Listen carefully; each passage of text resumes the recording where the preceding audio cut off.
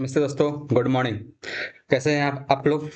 उम्मीद है सभी को बहुत बढ़िया होंगे, बहुत अच्छे से पढ़ाई कर रहे होंगे, चीज़ों को मेहनत से एक्वायर करके लाइफ में आगे भी बढ़ रहे होंगे। चीज़ों को छोटे-छोटे फॉर्म में तोड़िए, उनसे सीखिए और आगे बढ़िए। ठीक है? चलिए, बिना समय को व्यर्थ किए हुए हम लोग शुरू करते हैं अपने लेक्चर नंबर 5 हमारी वित्तीय संस्थाओं का। अभी तक हम लोगों ने लेक्चर 4 इसमें से एक लेक्चर तो उतना अच्छा था भी नहीं, वो साउंड नहीं था, अच्छा था ही लेकिन साउंड नहीं था। तो उसको अगर छोड़ भी दें, तो फिर भी हम लोगों ने अभी तक अपने इस मैथ क्लासेस में 3 लेक्चर कर चुके हैं। ये पार्ट 4 होना चाहिए लेकिन पार्ट 5 है। और उसमें हम लोगों ने लास्ट क्लास में हम लोगों ने सीखा था कि हमारी व्यावसायिक बैंक के कार्य में जमा राशि कितने प्रकार का होता है, जमा राशि कितने प्रकार का होता है और उसमें कब कब किस किस का क्या का खूबी है, ये भी हम लोग पढ़ चुके हैं। तो चलिए हम लोग आज का क्लास शुरू करते हैं। मैं विवेक आप सभी का अपने मैथ क्लासेस में हार्दिक स्वागत करता हूं और शुरू करते हैं व्यर्थ किए हुए। हम लोग पढ़ रहे थे हमारी व्यावसायिक बैंक के बारे में, उसके कार्यों के बारे में। और कार्य में हम लोगों ने पढ़ लिया था जमा राशि कितने प्रकार का होता है, हम लोग जमा राशि क्यों करते हैं, और उसमें जो 4 प्रकार था, चाहे वो आपका फिक्स्ड डिपॉजिट हो यानी कि अस्थायी जमा हो, चाहे वो सेविंग डिपॉजिट हो यानी कि संचयी जमा हो, या फिर वो आपका करंट अकाउंट हो या करंट डिपॉजिट हो जिसको हम लोग कहते हैं चालू जमा कहते हैं, या फिर आपका वो रिकरिंग डिपॉजिट हो यानी जिसको हम लोग आवर्ती जमा कहते हैं। ये चारों क्या होती हैं, कितना इसका क्या खूबी है, ये सभी चीजें हम लोगों ने अभी तक जो है वो पढ़ लिया है। ठीक है? आज हम लोग पढ़ने वाले हैं कि व्यावसायिक बैंक हमें ऋण जो देती है, वो ऋण कितने प्रकार का होता है। जो बैंक ऋण लोन दे रही है, क्या वो लोन एक ही है जो हम लोग जानते हैं कि बैंक गए कुछ जमानत दिए उसको, उसे लोन लेके आ गए, क्या यही एक प्रकार का लोन है, या और भी तरह के लोन जो है वो बैंक हमें देती है। तो इसी को हम लोग आज समझने वाले हैं। तो चलिए बिना समय को व्यर्थ किए हुए हम लोग शुरू करते हैं। देखिए, बैंक जो है, बैंक का जो दूसरा महत्वपूर्ण कार्य है वो ये है कि बैंक हमें जो है वो ऋण प्रदान करता है। ठीक है? सबसे पहली बात, एक सेकंड, कि जो बैंक हमें ऋण दे रहा है वो ऋण मिलता कैसे है।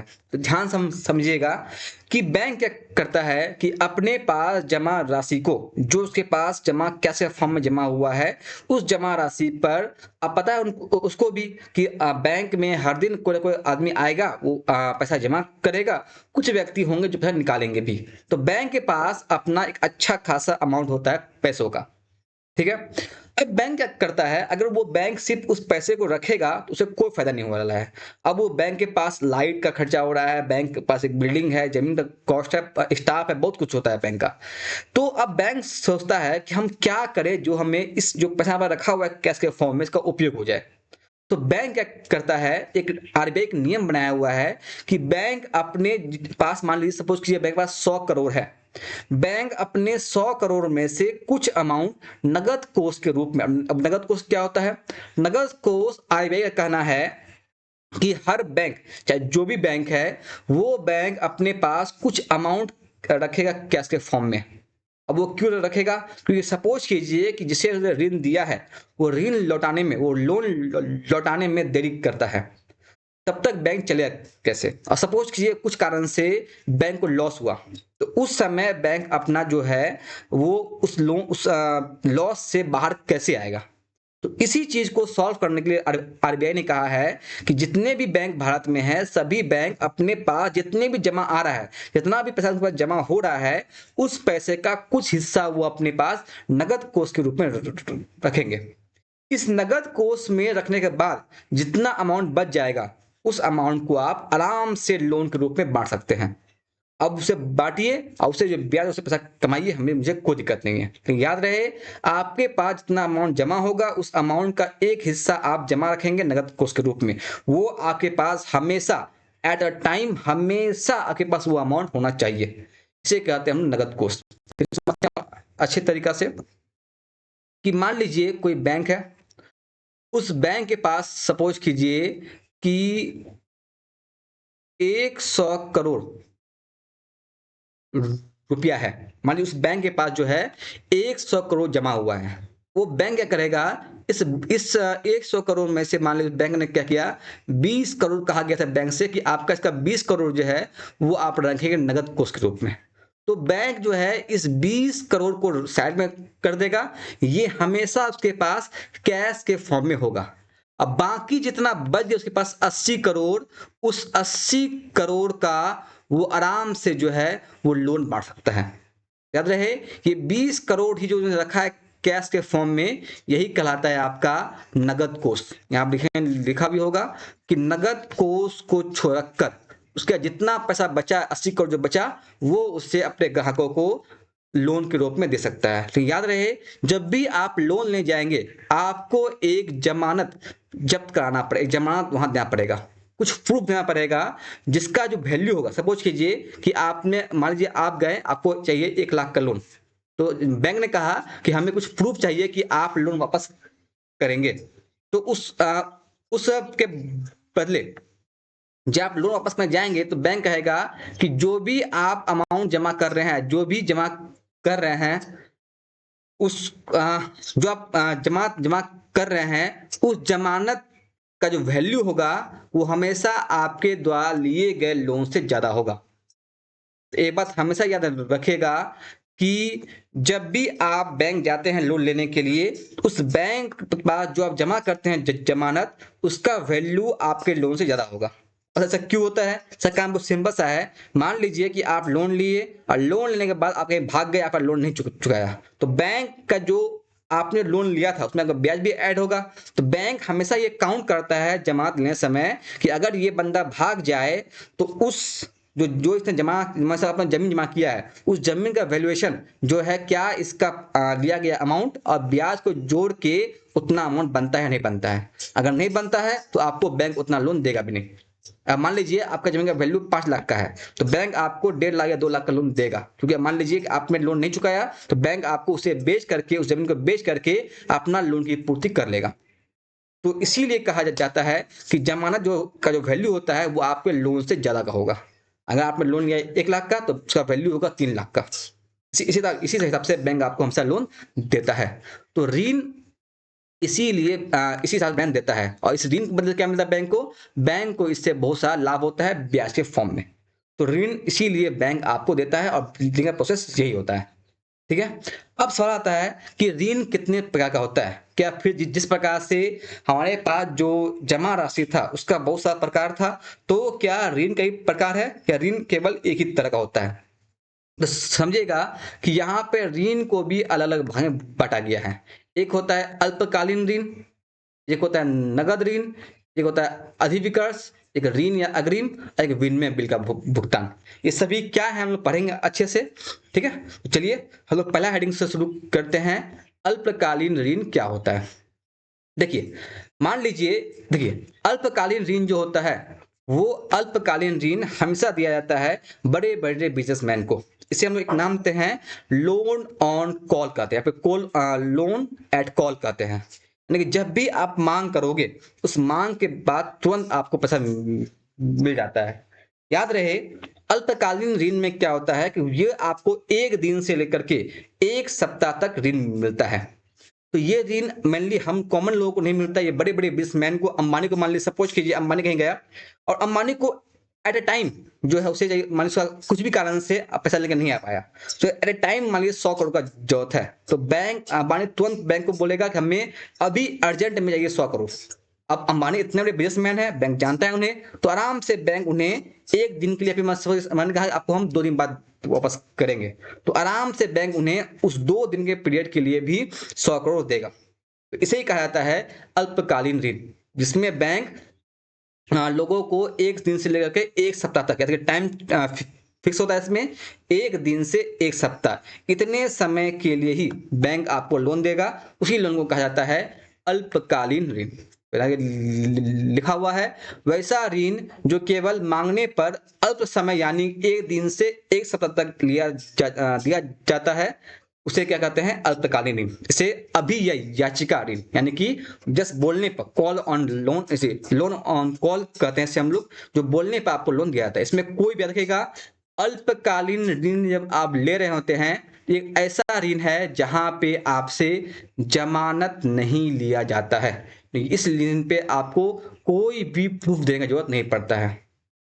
तो सर आपने कहा ऋण प्रूफ मिलता है, हाँ, लेकिन ये ऋण जो है मेनली इतने बड़े बड़े उद्योगपति को दिया जाता है जिनका पहचान, जिनका बहुत अच्छा खासा होता है, उन्हीं को ये ऋण मिलता है। तो इस ऋण में कोई भी जमानत जो है वो नहीं लिया जाता है।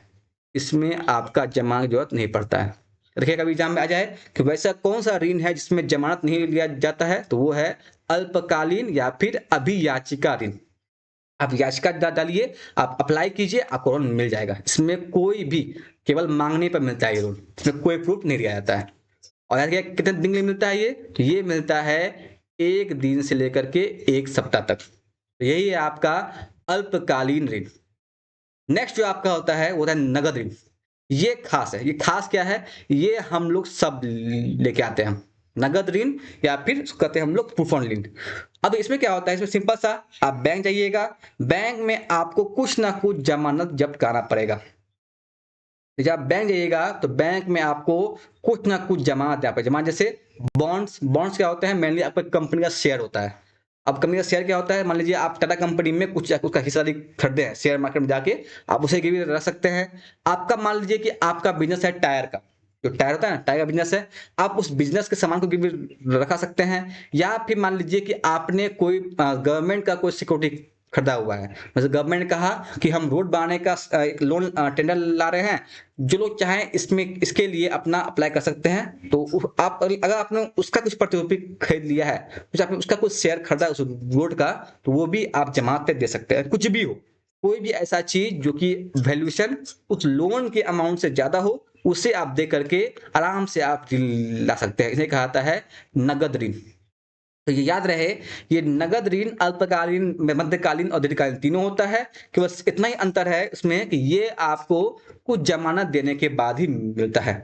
यही है आपका नगद ऋण। समझ में आया आप लोग को।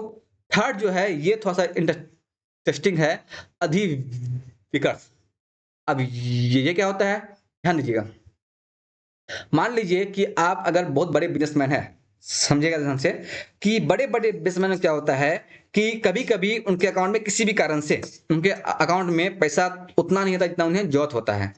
तो अगर वो चाहे तो अल्पकालीन ऋण के लिए अप्लाई कर सकते हैं। लेकिन अगर उन्हें उसका टाइम नहीं है, अर्जेंट अभी के अभी चाहिए उन्हें पैसा, तो करंट अकाउंट में, लेकिन चालू जमा में क्या होता है, बैंक उन्हें यह सुविधा देता है कि आप अपने पास रखे गए पैसों से ज्यादा अमाउंट निकाल सकते हैं। ध्यान दीजिए, इसका एक नाम भी है क्रेडिट कार्ड।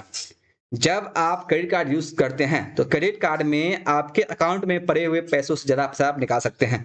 तो वही समझिए, क्रेडिट कार्ड इसका एक अच्छा, एक सबसे सुंदर एग्जांपल है आपके अधिविकर्ष का। तो जब आप अपने अकाउंट में पड़े हुए पैसों से ज्यादा अमाउंट निकालते हैं अपने खाते से, तो वो कहलाता है अधिविकर्ष ऋण। ठीक है, तो अधिविकर्ष यानी कि आपके अकाउंट में जितना पैसा है, आप उससे ज्यादा अमाउंट अपने खाता से निकाल सकते हैं।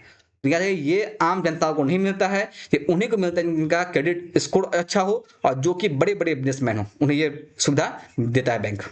और ये क्या, ये हमेशा मिलता है करंट अकाउंट पे, ये कभी नहीं मिलता है आपके सेविंग अकाउंट पे। ठीक है, तो अधिविकर्ष क्या है देखते हैं। सिंपल सा है, जब बैंक अपने विश्वसनीय, अपने सबसे भरोसेमंद ग्राहक को, विश्वसनीय ग्राहकों को उसके खाते में जमा राशि से अधिक राशि निकालने में, जितना आपने जमा किया है, सपोज किया अगर अकाउंट में 1 लाख है, अगर आप 2 लाख निकालना चाहें तो वो भी आप निकाल सकते हैं। सुविधा प्रदान करता है, उसे कहते हैं हम लोग अधिविकर्ष। एग्जाम्पल, सबसे अच्छा एग्जाम्पल होता है क्रेडिट कार्ड। ठीक है, यही है आपका है अधिविकर्ष। और सबसे इंटरेस्टिंग जो है वो है आपका विनिमय बिलों का भुगतान। देखिए, जितना तक हमने पढ़ा, चाहे वो आपका अल्पकालीन ऋण हो, नगद ऋण हो, चाहे आपका ये क्या बोलते हैं अधिविकर्ष हो, ये सभी सामान्य ऋण है, इसमें कुछ खास है नहीं। ठीक है, एक आएगा ऋण या फिर अग्रिम आएगा, वो हम पढ़ेंगे। जो सबसे इंटरेस्टिंग है वो है आपका विनिमय बिलों का भुगतान। ये थोड़ा सा समझने लायक चीज है और बहुत ही इंटरेस्टिंग है। समझिए ध्यान से। होता क्या है, जब आप बड़े बड़े बिजनेसमैन करते हैं, बड़ी स्केल बिजनेसमैन, सपोज कीजिए टाटा कंपनी, बहुत बड़ा बिजनेस है उनका। वो टाटा कंपनी, आपका मालूम है आप लोगों को, वो कार बनाती है, बहुत सारे व्हीकल बनाती है। तो अब क्या हुआ, मान लीजिए सपोज कीजिए कि टाटा कंपनी के सपोज कीजिए वो कार बना रही है, ठीक है। अब उस कार कंपनी, यहाँ ईमेल बनाते हैं, अच्छा समझ आएगा। ठीक है, मान लीजिए ये जो है, ये टाटा कंपनी का कोई ऑनर है, ठीक है। इनको चाहिए था टायर, ये मान लीजिए टायर वाला है, ठीक है।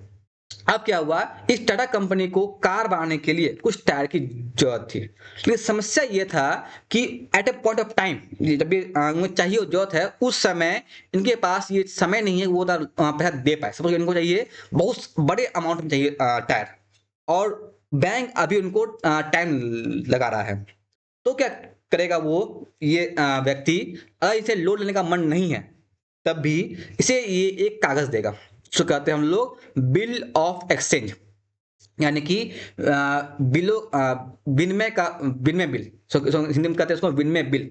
तो अब क्या होगा, ये इंसान जो है, इससे इससे टायर लेगा, और इसको कहेगा कि भाई साहब यार, अब अभी आपको हम एक पेपर देंगे, उस पेपर पे आपके पूरे टायर का इतना दाम है वो लिखा हुआ होगा, और आप इस बिल के द्वारा बैंक में जाके एक समय बाद, जब आपको उसमें जो समय लिखा हुआ होगा, उस समय के बाद आप बैंक जाइएगा, आपको पूरा अमाउंट मिल जाएगा।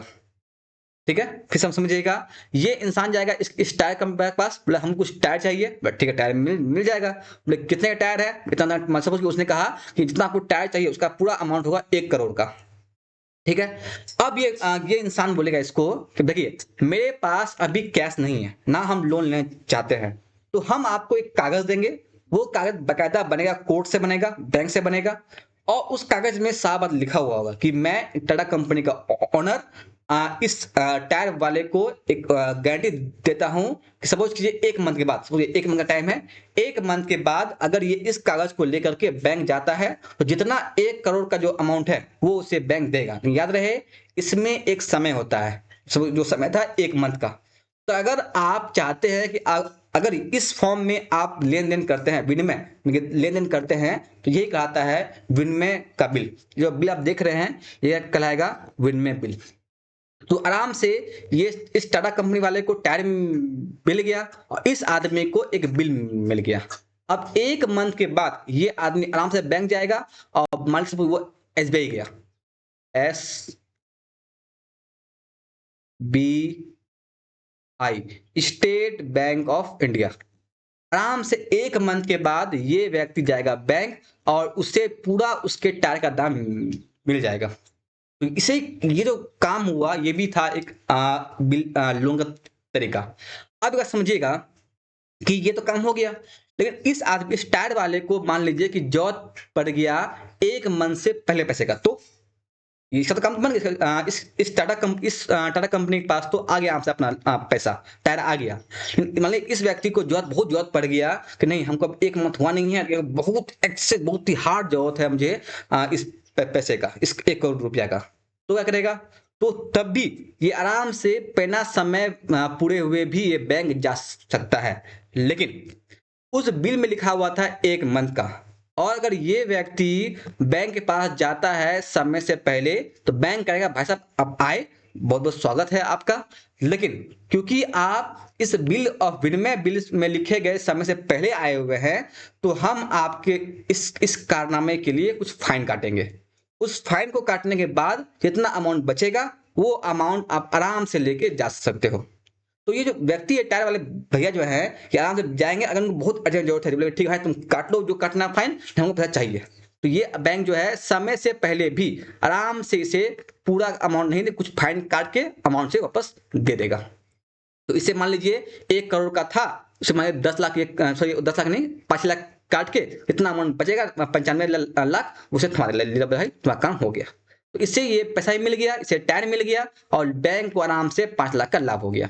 लेकिन अगर ये व्यक्ति समय पूर्ण के बाद जाएगा, तो पूरा अमाउंट बैंक को देना पड़ेगा, बिना एक भी रुपया काटे हुए। ठीक है, तो इसे कहा जाता है विनिमय बिलों का भुगतान, भुनाना। पर लिखा हुआ आराम से पढ़ सकते हैं आप। इसमें ग्राहक अपने विनिमय बिल क्या होता है, वही कागज, जो कागज टाटा कंपनी वाले ने उस टायर वाले को दे रखा था।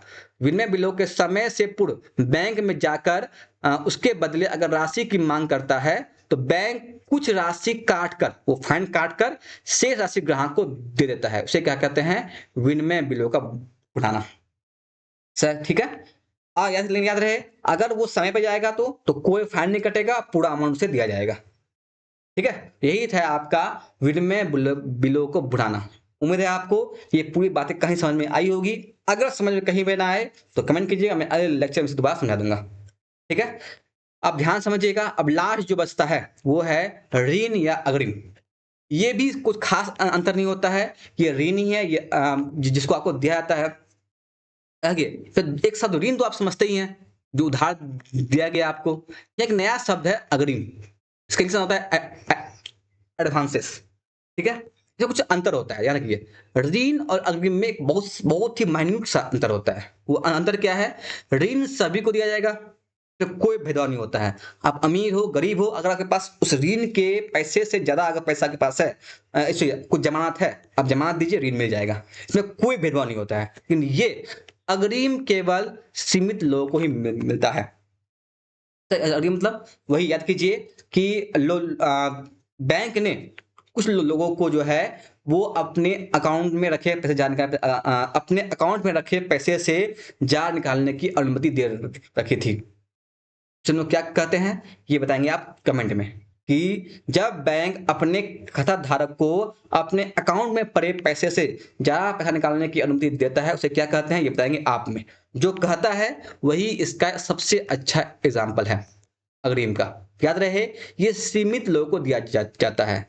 जब ऋण लेंगे आप तो बैंक आपसे पूछेगा कि भाई साहब बंधु ऋण ले क्यों रहे हो, पढ़ने के लिए ऋण चाहिए, जमीन खरीदना है, शादी करना है, घर बनाना है, क्या काम है इस ऋण का, वो आपको बताना पड़ेगा। थर्ड चीज, इसकी राशि फिक्स होती है। अगर आपने डिमांड किया है 1 लाख का, जमात देखा जाएगा, जमात का गिनती किया जाएगा, अगर उससे ज्यादा है तो आपको 1 लाख ही मिलेगा, उससे ज्यादा ऋण नहीं मिलने वाला है।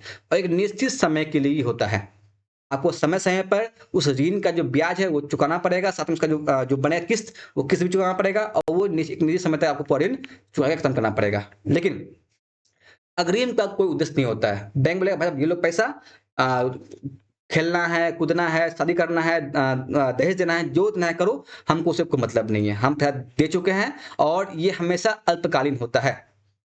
ठीक है, अब एक और बात, अल्पकालीन के लिए कौन सा ऋण दिया जाता है वो भी बताएंगे आप हमको कमेंट में। दो बात क्वेश्चन आया, पहला क्वेश्चन ये कि वह कौन सा ऋण है जो कि सीमित लोगों को मिलता है, और उसमें क्या होता है, तो लोग जो है अपने खाते में रखे अमाउंट से ज्यादा अमाउंट निकाल सकते हैं।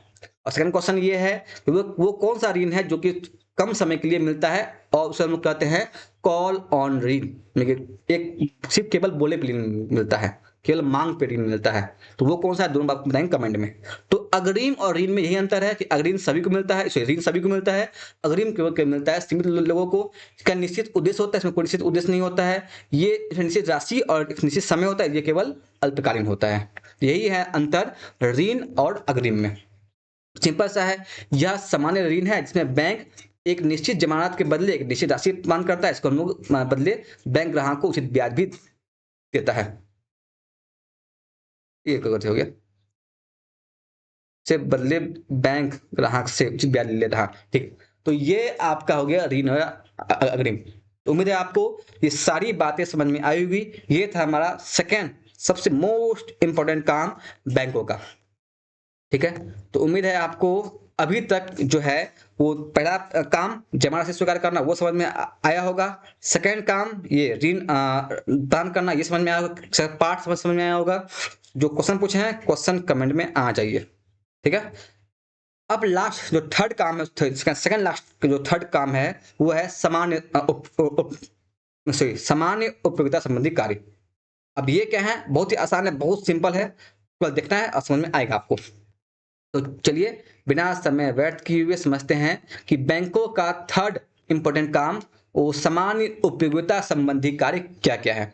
ठीक है, देखिए, इसमें होता क्या है, जैसे कुछ काम ऐसे ऐसे एटीएम देना, क्रेडिट कार्ड देना। अब जानते हैं एटीएम क्या होता है? लगभग आज सभी लोग एटीएम के बारे में जान रहे होंगे। आपका अगर जो ऑनलाइन अकाउंट है, चाहे वो फ़ोन पे हो, गूगल पे हो, चाहे जो भी पे आप यूज़ करते हैं, वो सभी एटीएम के द्वारा ही खुलता है। तो एटीएम इसका क्या रखेगा, एग्ज़ाम में इसका बहुत बार आता है इसका फुल फॉर्म। क्या देखिए, फुल फॉर्म क्या रखेगा? Automated teller machine. देखिए, ऑटोमेटिक नहीं है ये, ऑटोमेटेड टेलर मशीन इसका फुल फॉर्म होता है एटीएम का। ए से ऑटोमेटेड, टी से टेलर और एम से मशीन। तो ये और क्रेडिट कार्ड, ये दोनों सुविधाएं बैंक देती है। अब ये क्यों दिया जाता है? ये इसलिए दिया जाता है कि देखिएगा, आप जब ये एटीएम नहीं था, तो बैंक को हर ग्राहक को हर बार अमाउंट निकालने के लिए बैंक जाएंगे, बैंक में लाइन लगेंगे, पर्ची भरेंगे, तब अमाउंट मिलेगा। अब दिक्कत क्या है, मान लीजिए आपको कोई मेडिकल इमरजेंसी हो गया आपको 12 बजे, अब रात को 12 बजे बैंक तो खुलेगा नहीं।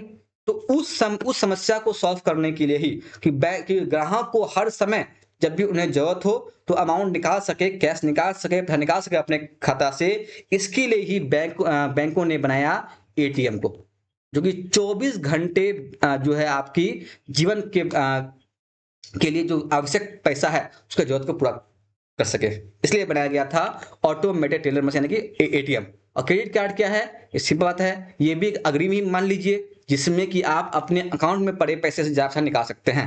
जितना आप निकालेंगे उसका आप ब्याज के साथ वो पैसा जमा वापस करेंगे, वही है आपका क्रेडिट कार्ड। ये तभी मिलता है जब आप बैंक के सबसे बिलीवर, सबसे विश्वसनीय ग्राहक हो।